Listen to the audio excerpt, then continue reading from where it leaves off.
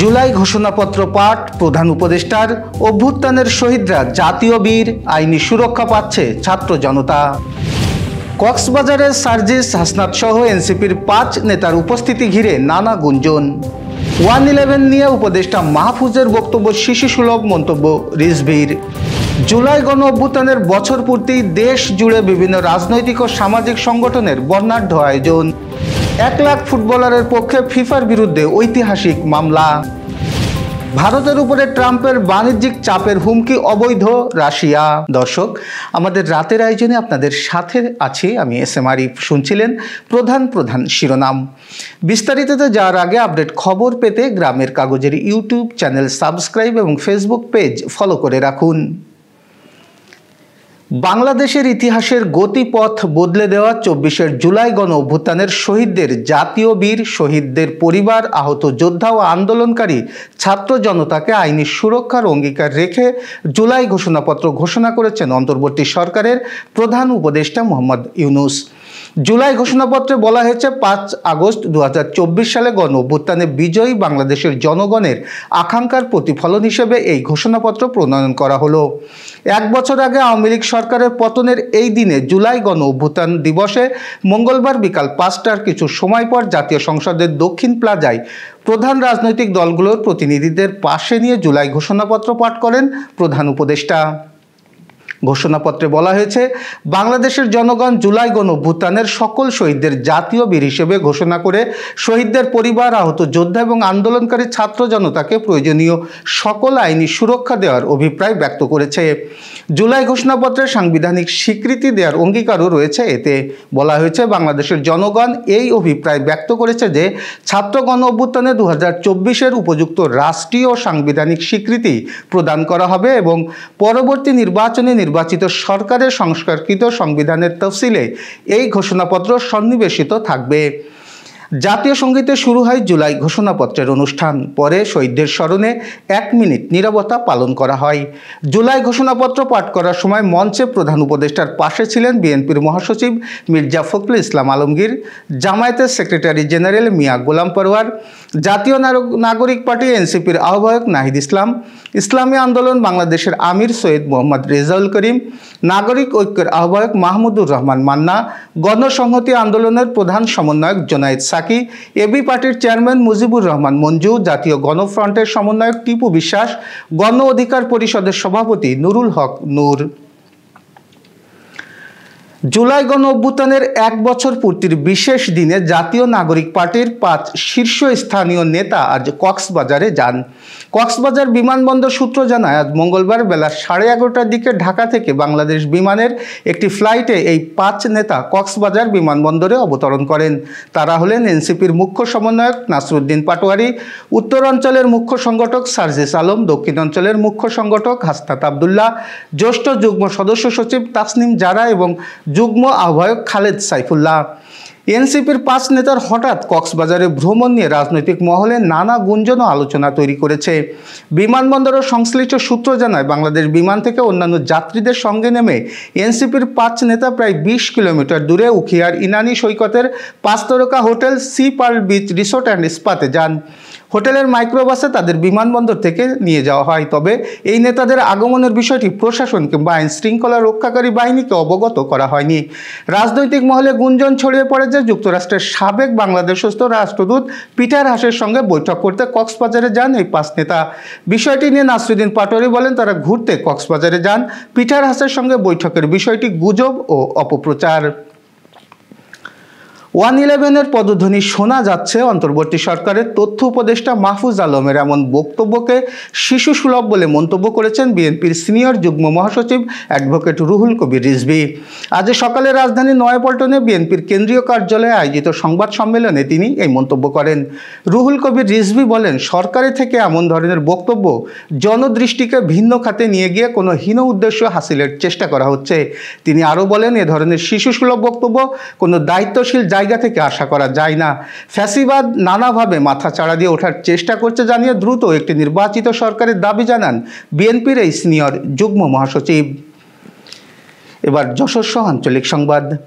জুলাই গণ অভ্যুত্থানের বছর পূর্তিতে আজ দেশ জুড়ে আলোচনা সভা, শোভাযাত্রা, মিছিল সহ নানা কর্মসূচি পালন করেছে বিভিন্ন রাজনৈতিক ও সামাজিক সংগঠন।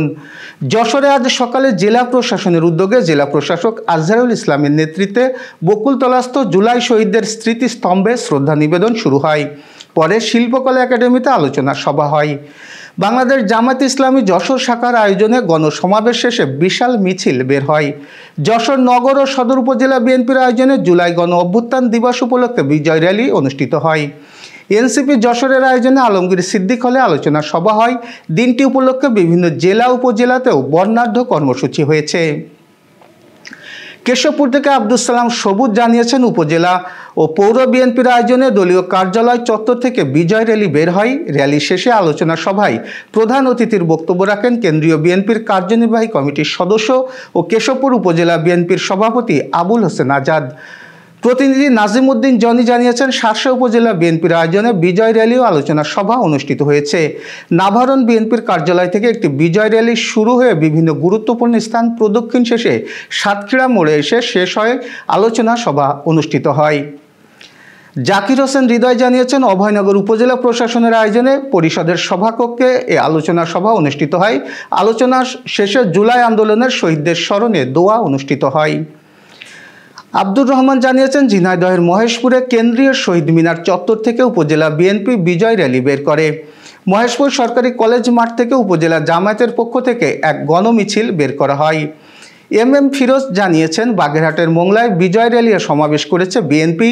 পৌর উপজেলা বিএনপির উদ্যোগে শ্রমিক সংঘ চত্বর থেকে র্যালিটি শুরু হয়। শহরের প্রধান সড়ক ঘুরে আবার একই স্থানে ফিরে সমাবেশে মিলিত হন নেতাকর্মীরা। গণেশ পাল জানিয়েছেন, বাগেরহাটের মোড়লগঞ্জে জামায়াত ইসলামী গণসমাবেশ করেছে। শহরের কাপুরিয়াপট্টি সড়কের উপজেলা ও পৌর জামায়াত ইসলামীর উদ্যোগে এই গণজমায়েত হয়। লিটন ঘোষ জানিয়েছেন, মাগুরার পুস্তক প্রকাশক ও বিক্রেতা সমিতির আহ্বানে জুলাই গণ অভ্যুত্থান দিবস উপলক্ষে সকল বইয়ের দোকান বন্ধ রাখা হয়। শহরের সরকারি কলেজের সম্মুখ থেকে র্যালি চৌরঙ্গি মোড় হয়ে ভাইনার মোড় শহীদ স্মৃতিস্তম্ভে ঘুরে সৈয়দ আতর আলী গণগ্রন্থাগারে শেষ হয়।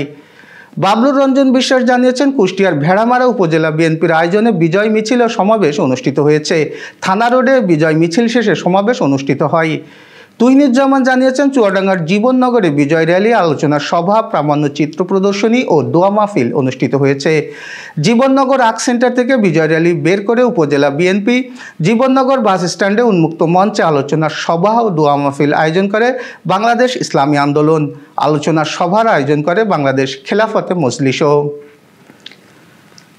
যশোরের সংবাদপত্র অঙ্গনের প্রিয় মুখ, গ্রামের কাগজের সাবেক কম্পিউটার অপারেটর আবু সাইদ সাগরকে শেষ বিদায় জানানো হলো চোখের জলে। মঙ্গলবার বারান্দিপাড়া কেন্দ্রীয় ঈদগাহ মাঠে জানাজা শেষে বারান্দিপাড়া কবরস্থানে সাগরের দাফন সম্পন্ন হয়। প্রিয়জনের বিদায়ে স্বজন, সহকর্মী, সাংবাদিক সমাজসহ নানা শ্রেণী পেশার মানুষ চোখের জল ফেলেছেন। জানাজায় ইমামতি করেন সাগরের যমজ ভাই গ্রামের কাগজের চিফ কম্পিউটার অপারেটর আবু সাদ শাওন নিজেই। এর আগে মৃত্যু সংবাদ পৌঁছানোর পর রাত থেকেই শাওনের বাড়িতে ভিড় করেন শুভানুধ্যায়ীরা। হঠাৎ সাগরের চলে যাওয়া যেন বিশ্বাসই করতে পারছিলেন না কেউ। তার অকাল প্রয়াণে পরিবার ও সহকর্মীরা হয়ে পড়েছেন শোকাভিভূত। সাগরের একমাত্র পুত্র রাজিন মাহমুদ তার বাবার জন্য সকলের কাছে দোয়া প্রার্থনা করেছেন। সোমবার রাত 10:45 ঢাকার national institute of neuro sciences হাসপাতালের স্ট্রোক ইউনিটে চিকিৎসাধীন অবস্থায় শেষ নিঃশ্বাস ত্যাগ করেন সাগর। ইন্না লিল্লাহি ওয়া ইন্না ইলাইহি রাজিউন। এবার খেলার সংবাদ। ফিফা ও ইউরোপের একাধিক ফুটবল ফেডারেশনের বিরুদ্ধে প্রায় 1 লাখ পেশাদার ফুটবলারের পক্ষে একটি ঐতিহাসিক মামলা দায়ের করতে যাচ্ছে ডাচ সংস্থা জাস্টিস ফর প্লেয়ার্স। মামলাটি ফাইল হবে মিডেন নেদারল্যান্ড জেলার আদালতেও। সেখানে ফিফার পাশাপাশি নেদারল্যান্ডস, ফ্রান্স, জার্মানি, বেলজিয়াম ও ডেনমার্কের ফুটবল ফেডারেশনগুলোর বিরুদ্ধেও অভিযোগ তোলা হচ্ছে।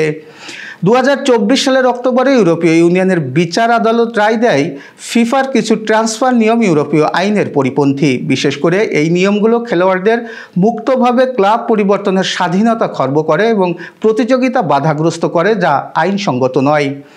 জেএফপির পরিসংখ্যান অনুযায়ী ফিফার এই অবৈধ নিয়মের কারণে ইউরোপ ও যুক্তরাজ্যের পেশাদার ফুটবলাররা তাদের কেরিয়ার গড়ে 8% আয় কম পেয়েছেন। এই ক্ষতির জন্যই এখন তারা ফিফার কাছে ক্ষতিপূরণ দাবি করেছে। Renaissance Hospital and Diagnostic Centre, রেনেসাতেই মিলছে কম খরচে উন্নত সেবা। তাই নিশ্চিন্তে আমাদের সেবা নিন, সুস্থ থাকুন। Renaissance Hospital and Diagnostic centre, সদর হাসপাতাল মোড়, দরাটানা, যশোর। দর্শক, শেষ করব আন্তর্জাতিক সংবাদ দিয়ে। ভারতের উপর যুক্তরাষ্ট্রের বাণিজ্যিক চাপকে অবৈধ বলেছে ক্রেমলিন। রাশিয়ার তেল ক্রয়ের কারণে দিল্লির উপর বাড়তি শুল্ক আরোপের হুমকির প্রতিক্রিয়ায় আজ এই মন্তব্য করেছে মস্কো। ব্রিটিশ বার্তা সংস্থা রয়টার্স এই খবর জানিয়েছে। সাংবাদিকদের প্রশ্নের জবাবে ক্রেমলিন মুখপাত্র দিমিত্রি পেসকভ বলেছেন, আমরা অনেক বক্তব্য শুনি যা আসলে হুমকিরই নামান্তর। সেইগুলো রাশিয়ার সঙ্গে অন্যান্য দেশের বাণিজ্য সম্পর্ক ছিন্ন করার প্রচেষ্টা ছাড়া কিছুই নয়। এসব বক্তব্যকে আমরা বৈধ মনে করি না। এই ছিল আজকের রাতের আয়োজন। এরপর সকালের খবর দেখার আমন্ত্রণ জানাচ্ছি। সেই সাথে করোনা প্রতিরোধের স্বাস্থ্যবিধি মেনে চলুন, সতর্ক হন ডেঙ্গু প্রতিরোধেও। শুভরাত্রি।